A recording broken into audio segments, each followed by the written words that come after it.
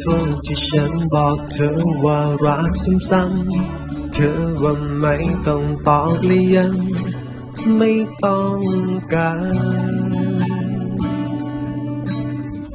ขอโทษที่ฉันยอมทิ้งทุกอย่างเพื่อมาอยู่กับเธอในวันนี้เธอคงเบื่อ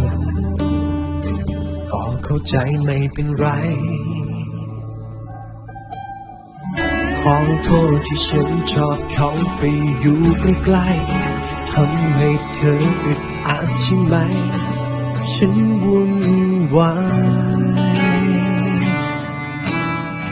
ขอโทษที่ทำให้เธอต้องอายยังใช้แต่ของเก่าๆที่เธอเคยให้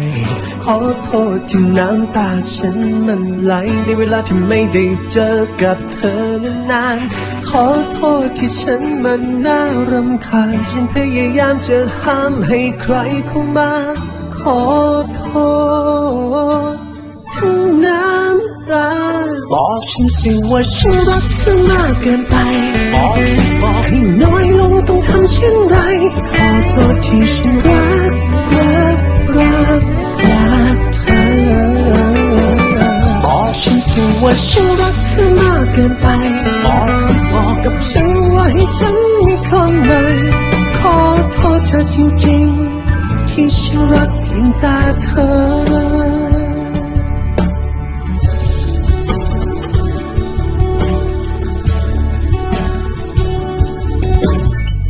ขอโทษด้วยนะที่ยังขาดเธอไม่ไหว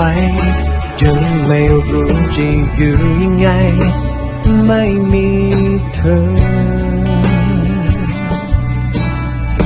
ขอโทษที่ทำให้เธอต้องอายยังใช้แต่ของเก่าๆที่เธอเคยให้